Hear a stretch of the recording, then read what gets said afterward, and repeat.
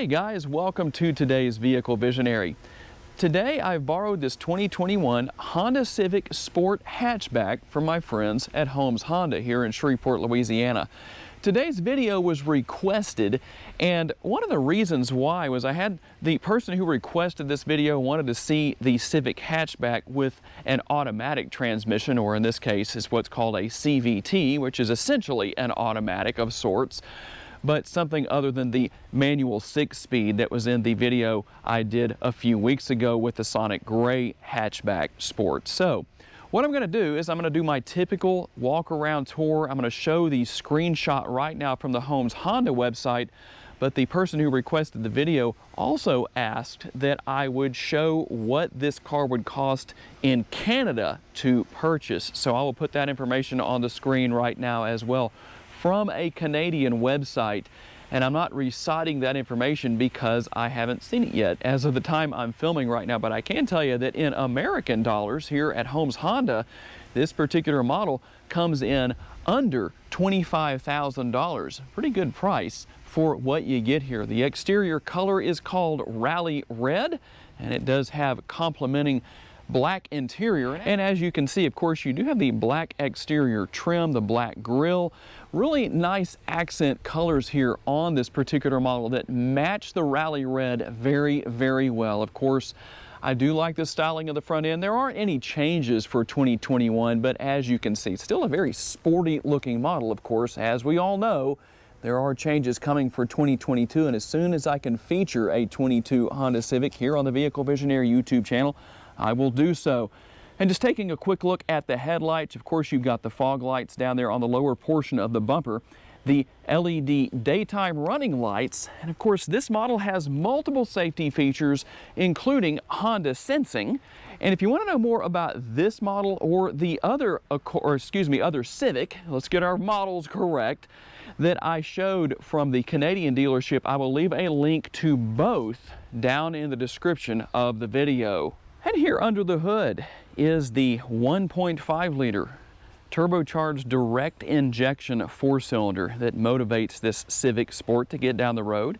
It makes 180 horsepower, and like I said, it's mated to a continuously variable transmission, or what is known as a shiftless transmission, but it does act much like an automatic, which is essentially what it is. The gas mileage for this 4-cylinder is 29 miles per gallon city and 35 out on the highway. At least that's the estimated gas mileage. Of course, that's going to vary based on a number of different things, especially how you drive, such as when you're like me and you like to keep your foot in the gas. And this little car actually handles extremely well. So even though it's not the most powerful Civic on the road, it sure is a lot of fun to drive. And as far as the tire and wheel combination go on this model of the Civic, these are 235/40 R18s. Of course, that means these are 18-inch rims. And one definite plus about the Civic hatchback, no shortage of cargo space. And of course, you can fold those 60/40 split rear seats down right there. Those little latches right here allow you to do so. Let's see if I can push that forward. There we go, and just show you on one side what you can do with that if you want to maximize your cargo space. And of course, here under the floor, there is the spare tire. That's right. There is no spare, or tire inflation or tire repair kit on this particular model. And the cool thing about this, let me pull this up just a little bit further. As you can see right here, these little pieces on the side that just kind of flap out, when you pull the floor up, especially if you're doing the job of having to change a tire with one person instead of having two to help, you don't have to worry about the floor getting in your way, because as you can see, it's going to automatically stay out of the way. And all you have to do, let's see if I can do this one-handed, one side and just pull in on the other. And it's pretty easy to get down. I'm sure this would be a whole lot easier to do with two hands instead of just one. But I was able to get that done no problem. Just some nice little simple conveniences that you might not think about, but Honda obviously did. A simplistic feature, but very effective if you ever need it. And we'll take our first look into the interior. And like I said, this does have the jet black interior. Just to show you the back seat and what you have back here. Of course, there is the other latch for lowering this side of the rear seats if you want to do that, just so you can see how that's done. Just a quick look at what it looks like back here. No air conditioning vents, no USB ports, at least not on this particular model, but this is what you have. A little bit of space back here. In fact, let me hop in and see exactly what kind of space I have.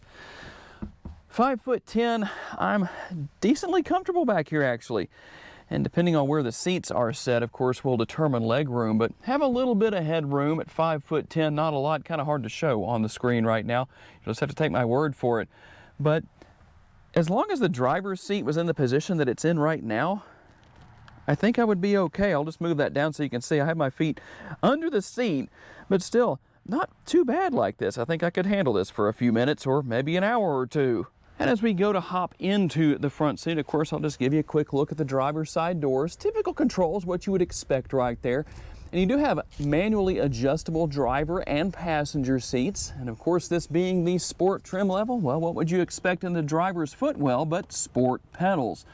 And of course, some of the features right here, the safety features that I mentioned earlier that you can turn on or off depending on your situation and or needs. And this is a fully adjustable tilt and telescopic steering wheel.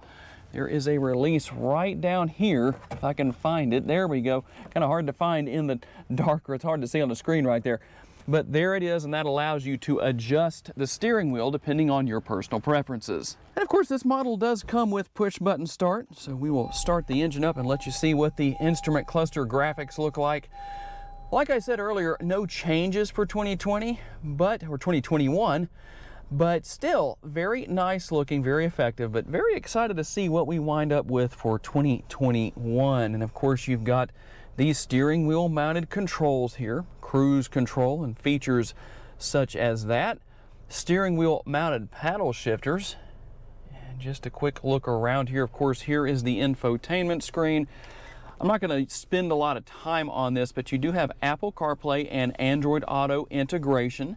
You, of course, can pair your phone, everything for climate control right here. And, of course, you can keep your phone down there. This model doesn't have wireless charging, but, of course, you can connect your phone right here. And, of course, here is the shifter. As I said, CVT, so obviously this is not a manual in this particular model. Tell me what you prefer down in the comments. Do you like the manual 6-speed or the CVT? And tell me why. Brake hold mode, of course, if you get stuck in heavy traffic and don't want to keep putting the transmission in and out of gear, well, brake hold mode just means you can sit still with the brakes engaged and don't have to have your foot on the brake pedal. And of course, there is your electronic parking brake. Econ mode if you want to use that, and you can pull the shifter all the way back. I don't know if you can see that very well because of the glare, but it is an S for sport mode. And of course, you do have the adjustable cover for the console here. I'll open that up and take a look. You have to pull it all the way back to open that up, unless you have really long fingers, and then you can reach the release right here. But there's what you have, and of course the cup holders here do adjust back. You can move those out of the way. You have a larger cup holder down there if you need it, and it's probably kind of hard to see, but there is a USB port right here as well. It's kind of dark, so I don't know if I can do much to help you out with that. Just trying to keep from having too much glare, but at the same time that's kind of hurting the shot in other ways. So why don't we hop out on the road with this Civic and see how it actually handles. 180 horsepower doesn't seem like something you could have a whole lot of fun with, but based on the handling characteristics of the Civic Sport, I think that is definitely not the case. All right, guys, we're gonna hop out on the road here and have a little fun with this Civic Sport. And like I said, even though the 180 horsepower is not dramatic, the handling characteristics and the way the car is geared definitely make it quite a bit of fun to drive. I mean, it is called the Civic Sport for a reason, because it drives like a sports car. It's really fun to drive, and being front wheel drive even, you can just cruise through these corners absolutely no problem. The steering is ultra responsive. And even though that is by far not the sharpest corner on this road, it's a good place to start just kind of cruising around and enjoying the driving experience. Now, you do notice there is some road noise, obviously, but not bad. I hope it does it justice on the audio portion of this video through my lapel mic.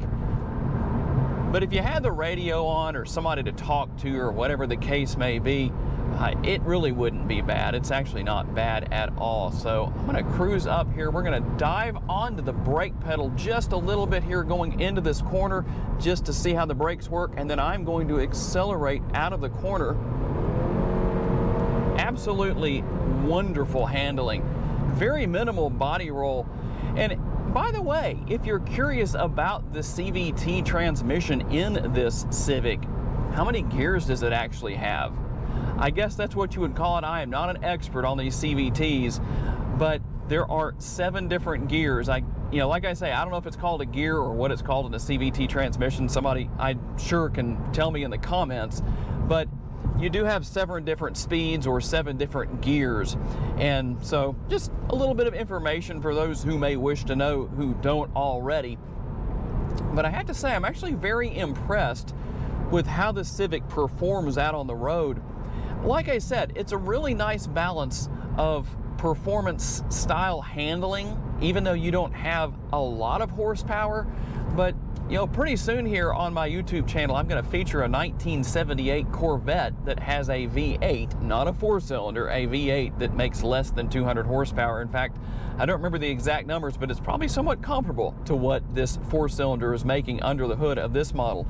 So I'm going to drop down into Sport, and we'll see how it does here. We take off down the road here real quick. In fact, let's see if we can get it to spin the tires. Nope, definitely not going to happen here. Not like the Honda Accord 2.0T, but it's accelerating quite well. I'm at 65 miles an hour right there.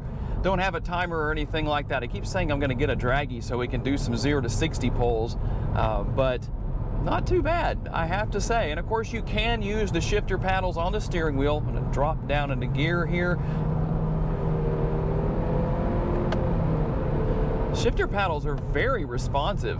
I have to say, I'm quite impressed with that. It's kind of hard to tell when the CVT is shifting, but if you pay careful attention, you can actually hear it and maybe feel it just a little bit. So what are my overall impressions? Well, of course, with the leather-wrapped steering wheel, the steering wheel is nice and comfortable, very easy to grip and hold on to when you're driving spiritedly. The steering is good and responsive. It was just a little bit tighter. It would definitely have that sports car feel to it as far as a super high performance sports car goes. It's not far from that, but it's not as tight as that at the same time. So just a tiny bit of play in the steering wheel, but it's not bad. It's not a problem. It's not a bad thing by any means. I don't want to sound like that's an insult or anything like that. This is definitely a fun car to drive. I mean, being the Civic Sport, that label fits this car perfectly. And everything is just easy to get to, a very easy to use interior, the infotainment screen being simple to use. And of course, you can get good gas mileage as long as you don't drive fast all the time, which would be kind of tempting with a little car like this. So as we cruise through the corners right here, finishing up our test drive, I've got to say, I really have enjoyed my time with this 2021 Honda Civic, but I can't wait to get my hands on a 22 model. I know we're a little ways away from that, unless they have one show up at the dealership and I'm able to do that, do a video with one when maybe some of the sales staff is going through training. There has been some talk of that with some of the dealerships that I go to that are related to Holmes Auto Group, Auto Family. So we'll see what happens in the future, but everything on this Civic is very responsive. The steering is responsive, the brakes good and responsive. Not an overload, but you've got plenty of braking power. The brake pedal is actually very responsive to your touch. It's not something that you hop into and have to learn and get used to how aggressive it is. I've definitely talked about that quite a bit here on my YouTube channel in the past.